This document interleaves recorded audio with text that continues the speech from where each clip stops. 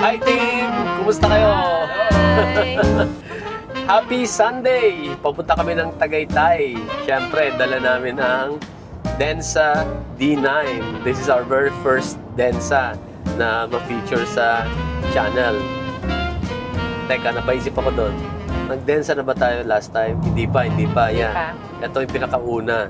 So, ayan, si Madam Paya ang nagda-drive para gusto ko naman ma-feel yung luxury. No? Passenger muna ako. Passenger princess. So, kumpleto kami. As in, kumpleto. Andun sa dulo si Achi, si Dichi, tsaka si Lucas Pogi. And of course, andyan si Tito Ted, tsaka si Tita Mimi. So yeah, pupunta lang kami ng Tagaytay para sa inyo guys. Para lang ma-test drive to. Para makapag-pro test drive. O, di ba?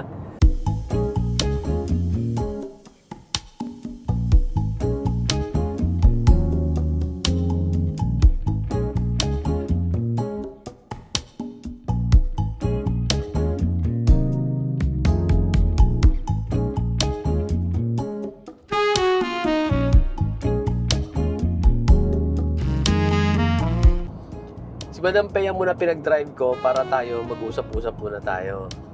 Ano bang magandang pag-usapan? Based sa mga comments ng mga teammates natin dyan, sa tingin ko ang number one question is, sulit ba yung price difference nitong Densa D9 versus the BYD E-Max 9? Kasi alam naman natin, di ba? Related sila, di ba? Magkamag-anak sila. Etong D9 is the luxury version. Well, the E-Max 9 is also being marketed as a luxury MPV. Pero etong D9, this is the ultra luxury. Madam Pea, parang ang bilis mo na, nararamdaman ko.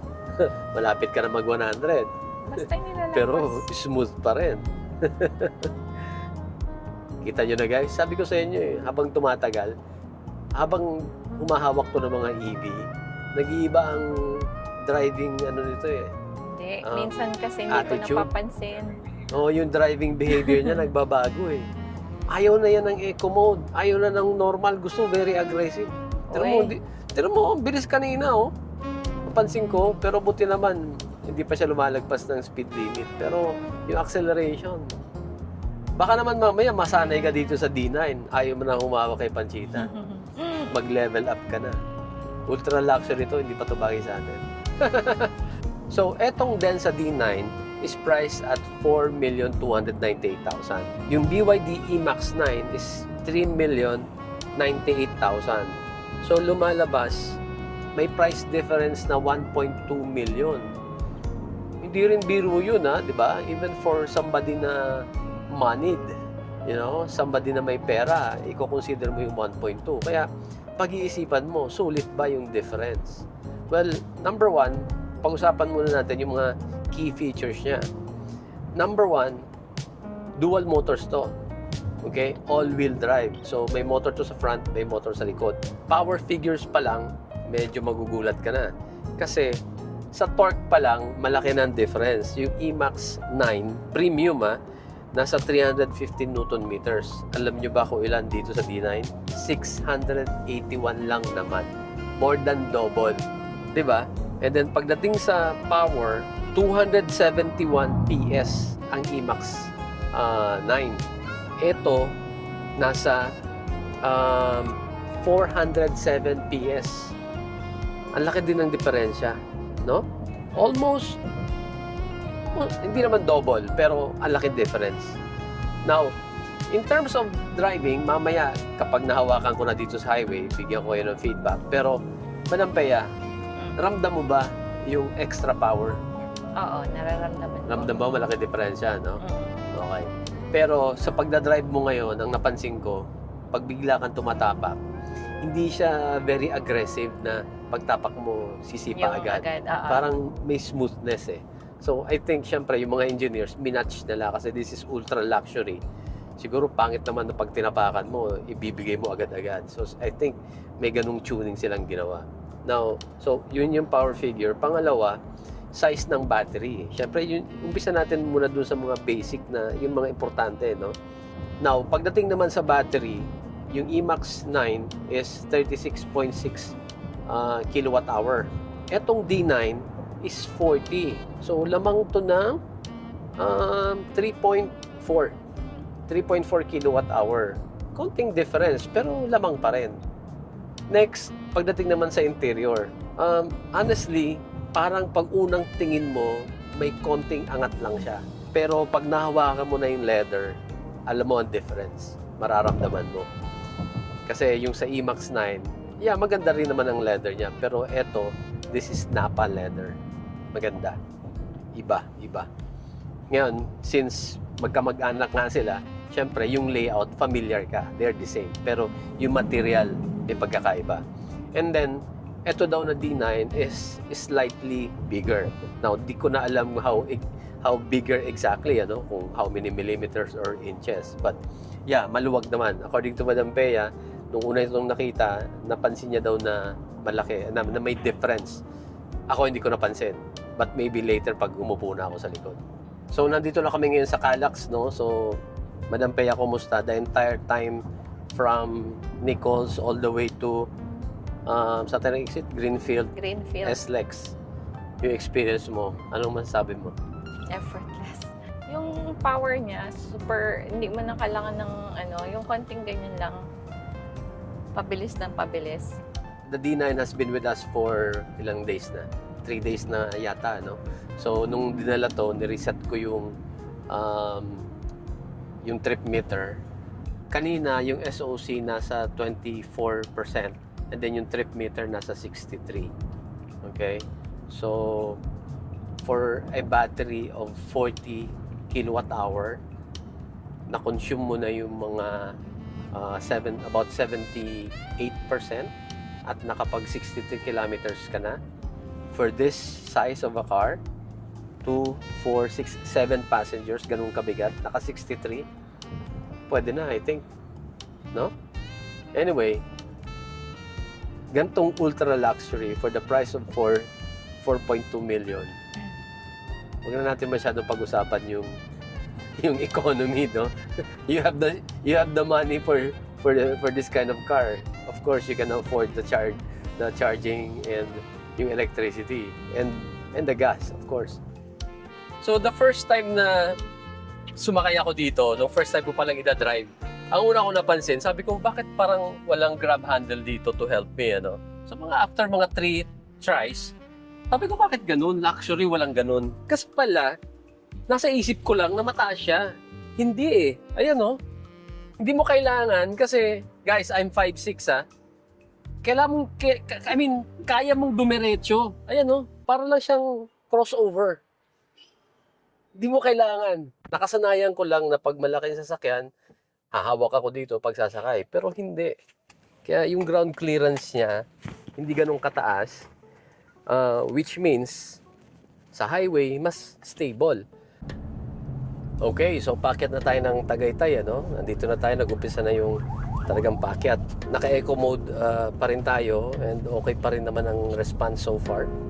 And, syempre, this is a family road trip, di ba? Hindi naman tayo aggressive driving. We want comfortable driving. And with the eco mode, sakto lang. So, after a while of driving, there's one thing na napansin ko agad. Yung akala mong sobrang sarap na nung E-MAX 9, di ba? Nung mga previous reviews natin ng E-MAX 9, sinasabi ko doon, very comfortable, very quiet kasi naka-acoustic glass yun. Yung lubak papuntang Bicol, nakatulog ako sa biyahe dyan sa captain seat sa likod. Akala ko, wala na, yun na yung pinakamaganda. Pero, meron pa palang igaganda. Meron pa palang comfortable. Ito yun. Meron pa rin, may pagkakaiba. Sige, mag-sport na lang tayo. So, katulad nga ng na-feel ko kanina na si Madam Pea nagda-drive. Ganun nga siya. Kahit lumipat siya sa sport, compared to other EVs na na-experience ko, pag lumipat sa sport, ramdam mo agad abrupt na ganun. Ito hindi. Yes, the power. Yun, May parang may sponge effect para smooth yung power delivery. Hindi siya yung pow, biglaan. Kasi hindi naman nga siya sports car eh. Talagang ang pagkakadesign ng D9 is priority yung luxury, yung comfort. Ayan, pipigayin ko ng konti ha. Ooh. Ang bilis oh. 98. Nababa tayo agad ng 98 in just a few seconds. Sarap. Pero again, hindi siya yung feeling hindi siya yung very lively. Pero nandyan siya. Nandyan yung power. Kung ikaw yung executive, ikaw yung boss na nakaupo dyan sa second row, tapos nagmamadali ka sa meeting mo sa Tagaytay, syempre yung driver mo magmamabilis. Hindi mo masyadong mararamdaman. Pwedeng natutulog ka pa, sa likod. Pero mabilis ka, makakarating ka sa meeting mo on time. Meron pala akong i-share sa inyo yung experience, no? Kasi nga, third day na namin tong D9 with us. So, yung mga first few days, pinapakiramdaman ko na siya sa city driving. Ang napansin ko, hindi niya ako, although the power is there, hindi niya ako tinetempt na, maghataw-hataw, mag-spirited driving. Hindi. Ang ini-enjoy ko yung suspension. Ang tendency ko, para lang akong, yung tinatawag na takbong pogi sa city driving. Nararamdaman ko yung sarap ng suspension. Kasi, dinadaanan namin, yung usual naming dinadaanan, kabisado ko yung mga lubak, di ba? Alam ko kung anong pakiramdam pag dumadaan doon. So, just like any other cars na nire-review namin. Pero itong D9, pagdaan namin doon sa mga lugar na yun, sa mga lubak na yun, iba, swabe.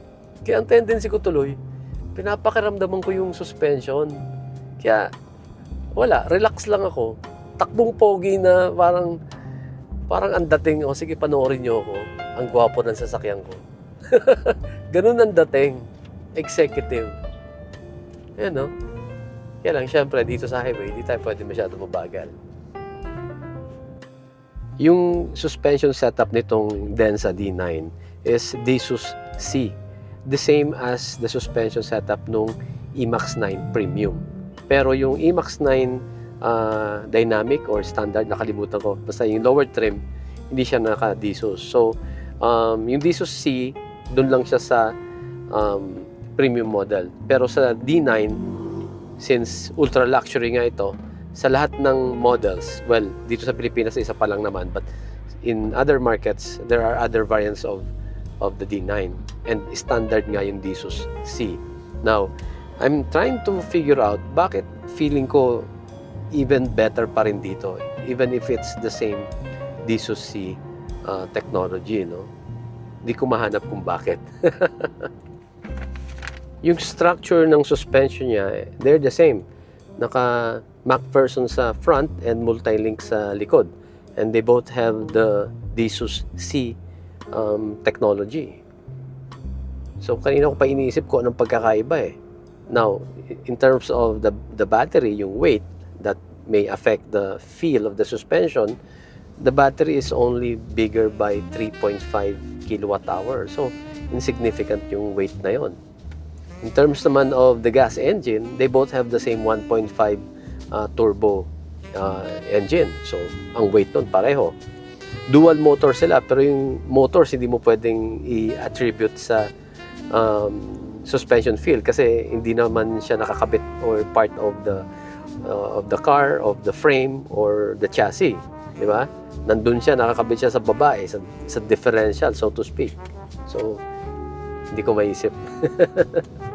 Guys, here at Team DTV, hindi lang kami mahilig mag-research. We like to do practical applications and real-world test drives. That's what we call our signature Pru Test Drive. Practical, relatable, and useful. If you enjoy this kind of content and find it informative in helping you choose your next ride, please subscribe to our channel. Papunta kami ng SBD Farm dito sa Tagaytay. Malapit na. So, ayan. Si Madam Pea ulit ang pinag-drive ko para magkwentuhan naman tayo. Ayan. Ganda ng steering wheel. And this is the same 15.6 screen. And, ayan, meron siya ditong wood-looking na finish. Wood looking ba talaga? O baka mamaya wood talaga yan. In terms of legroom, dito, sakto lang din naman sa akin. Ayan na, na-insert ko pa nga yung bag ko. And then, maganda yung space dito sa tunnel niya.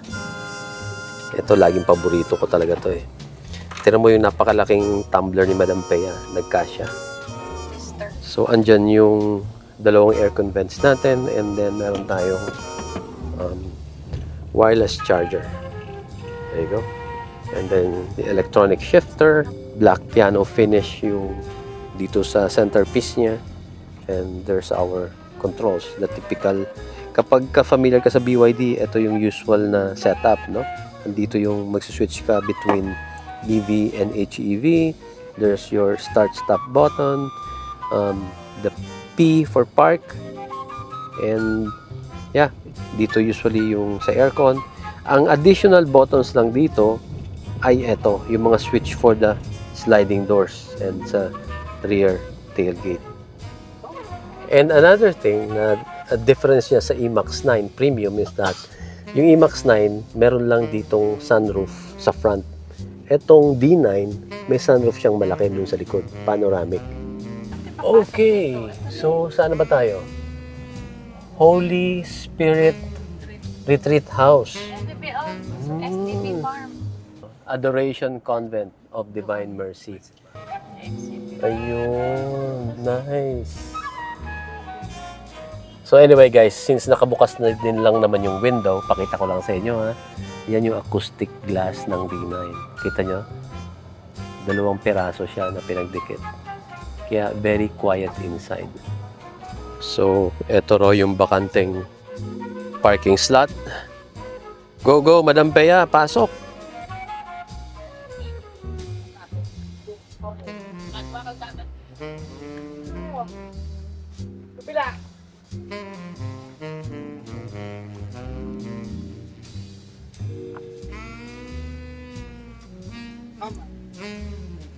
Ayan, sakto lang.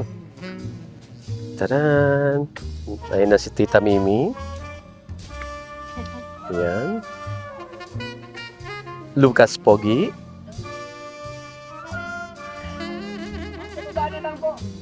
Ayun. Ayan na si Dichi. Oh, that's how you move. That's the captain seat. Madali lang pala eh, no? Oops! And that's how you bump your head. Yan, kasi very tall. Wawa man, nauntog. Yan. Ayan si Achi.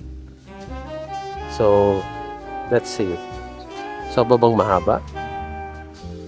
Ayan. Sakto lang. Hindi naman nakausli yung puwet. So, first time lang din namin dito, no? Na-search lang ni Tito Ted to sa Google. So, meron silang chapel. Ayan. Merong mass ongoing. And doon, restaurant. And more parking spaces. May parking space pa doon sa dulo kasi may pumapasok na cars diyan kanina.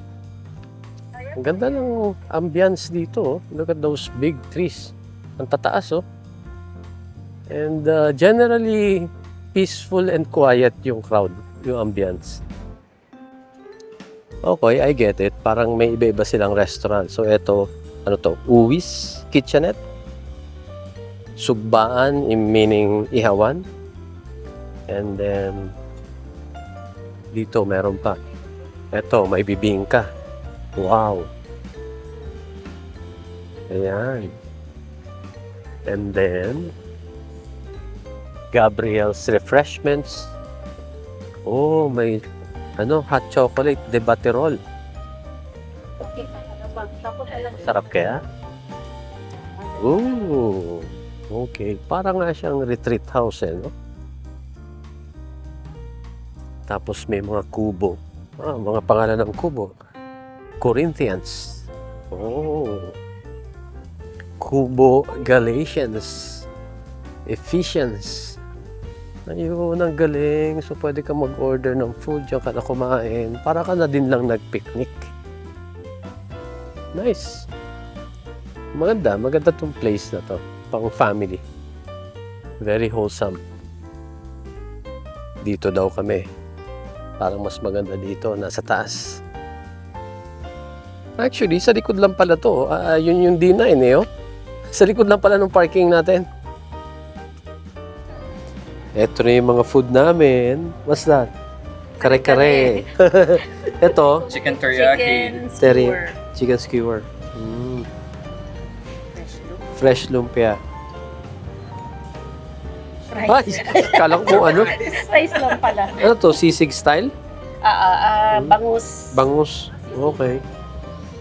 And what's this? Lichi? Langka. Saba, langka, con yelo. Okay. Bibingka and puto bongbong. Bibingka, may favorite. Masarap ka. Bibingka. And syempre, ang totoo kong favorite, halo-halo. This is the Densa app. So, what can you do here? You can lock the car remotely. If you need to look for your car, this is like a find my car function.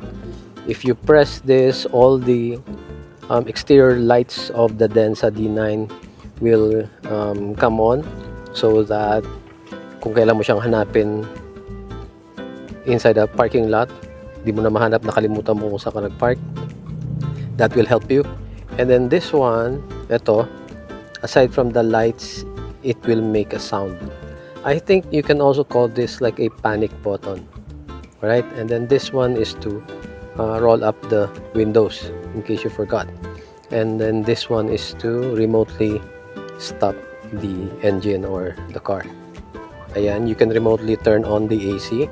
You can set the temperature. Right now it's set to 18 degrees Celsius.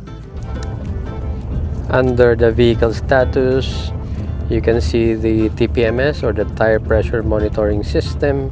You can see the status of the hood, the doors, the windows, the sunroof, if they are closed or not. And you can also control the refrigerator. Look, it says refrigerator is refrigerating. There's the refrigerator. Ayan. If we scroll up, there's more functions here at the bottom. Ayan. Ito maganda. Comfort driving. You can schedule when you want the AC to start running. You can set the temperature, and you can set the duration. You want it to run for 10, 15, 20 minutes, blah, blah, blah. And then you can also set the seats to start the ventilation or heating. Of course, we don't want heating here in the Philippines. And also the heated steering wheel. Also, I don't think you want that. But anyway, yeah, it's capable of doing that. And also, if you need support, you can submit a ticket here. Ayan. Medyo slow lang yung connection namin dito kasi we are still in Tagaytay and there are some weak spots here. Ayan, si Tito Ted na ang nagda-drive. By the way, guys, ano pala tayo digital rear view mirror. Ayun, no? And yes, of course, first class dito. First class accommodation. Tira mo tong tray. Nice. And ayan, dala-dala ko yung aking pangmalakasang editing machine. Kaya lang, di ko rin naman nagamit. Akala ko makapag-edit ako. But anyway, nice. Very comfortable, oh. First class accommodation. Business class ba to? Din audio again. And then, meron tayo ditong sunshade. Nice. I like that. Aircon vent. LED lamp. Mukhang lamp ng aircraft. Meron kang grab handle dito. And another aircon vent. Nice. Ah, no. Lamp pala siya. Lamp. Nice. Ayun. May lamp din dun si Dichi. And meron din siyang sariling aircon vent. Nice. And yeah, maganda talaga tong sunroof dito. So, hindi lang namin binuksan, ano? Pero maganda na rin yung effect. And look at this. Meron tayong TV. Press. And it opens slowly, smoothly. Look at that. It's a smart TV. Diba? So, pwede mo i-connect sa Wi-Fi. And then, meron siyang YouTube. Ano pang ibang application? May Netflix. May Netflix. Ano ba yan? Android? Mukhang Android yung system, ano? Let's check the fridge here. It's currently set at -5 degrees Celsius. Ooh, nice. Ayan, may refreshments tayo. Yes, it is cold, but not yet -5. Kasi kung matagal itong -5, dapat frozen na to. But yeah, nice. Close. Wow, fancy. Now, ito ang maganda dito sa captain seats, no? Ito yung control mo. Look at that. Para kang may cellphone dito. Right? So, what can you do here? You can control the AC kasi actually, walang controls ng AC dito. No? Dito lang talaga. You can set the temperature, AC, and then, music, light, lock. You can also control the fridge. Ayun. Marami ka pala. Parang control center to And the seats. Ayun. Boss key. Dito mo na ngayon i-control yung massage. Nice. Ventilation or heating. Ayun. And even the sunroof. Open. Ayan. Nice. And then close. Galing. Can you stop it in the middle? Ayun. Yeah. You can stop it midway. Nice. Sorry, that was for the sunshade. Okay? For the sunroof, ito. Yun. Huwag natin buksan kasi mainit. Now, dito sa gilid, this is how you can adjust the seat. Move it forward. Ayan, nag-move tayo forward. Oops. Backward. And then, to recline. Ayan. Nice. Dito pala sa right side, meron ka pang isang button to adjust the captain seat for the third row passengers for easier ingress and egress, no? And then here, meron ka pang USB port. Malakas yung power niya, 50 watts, no? And yeah, you can just insert your phone here. Let's try the massage. We go to seats and then massage. Ooh, ayun. Relax, soothing, wave, pulse, stretch. Sige nga, relax. Ooh, lower back ko agad. Nice, lower back going upward. Nice. Sige na nga, magmamassage muna ako guys Talk to you later. Hi Lucas Pogi. Do you like the car? Yes. Yeah? The AC is just at the right amount, and then the sunroof. The sunroof. You like Yes, it? What it about really gives you a clear view of what's above you. Nice. It's so Okay. wide. How about your space there? How about the leather seat, the cushion? Yes. You like it? Yeah, it's soft. Yeah. Si Dichi. Okay, thank you. Okay, guys. So, what do you think, Madam Peya? Super good. Super good ba?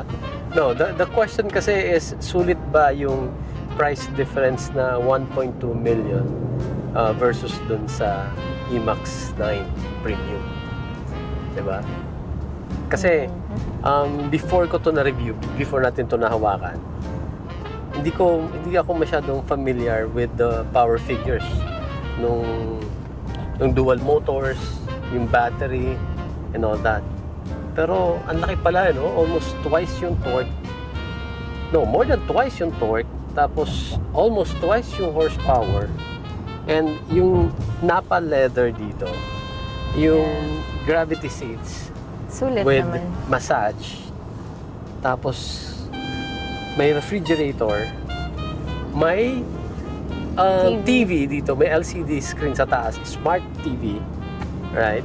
And yeah, this is slightly larger than the IMAX 9. I think ang medyo bitin lang is yung third row. How I wish na like the IMAX 9 Premium, sana auto-fold na rin siya, no? And yun nga, hindi pa. Pero again, ang pinakang I think na-attract talaga ako dito is the suspension eh. Iba pa rin talaga. May difference pa rin eh. So, I think pwede. Yung 1.2 million, I think pwede. Well, if you are at that level, no, financially, you can afford, you have that money, I think you can easily decide to get this. Alright? Agree. Agree? Mm-mm. Dami mong sinabi? Ha? Agree nga. Agree. Okay guys, nag-enjoy kami. Kahit medyo biglaan na naman ulit yung punta namin ng Tagaytay. The good thing is, sinabayan ng magandang weather, hindi sobrang init. Akala nga namin uulan eh. Pero okay lang. And good thing, napunta rin kami doon. Maganda yung napuntahan namin. So yeah, all the combination of a really luxurious, comfortable van or car, and yung pinuntahan namin, and it's a nice family day, Sunday, at hindi rin masyadong traffic. Overall, ang sarap-sarap ng experience, no? Yes. So, thank you very much Densa Philippines for lending us this D9, and maganda yung experience namin. We really enjoyed it. Thank you. Dito ako natutong mag-drive ng takbong pogi kung tawagin. Dahan-dahan lang. Nag-enjoy ako sa dahan-dahan lang na pagtakbo. Again, because of the suspension. Alright. Thank you guys for watching. As always, please drive safe. Safe. Bye. Bye.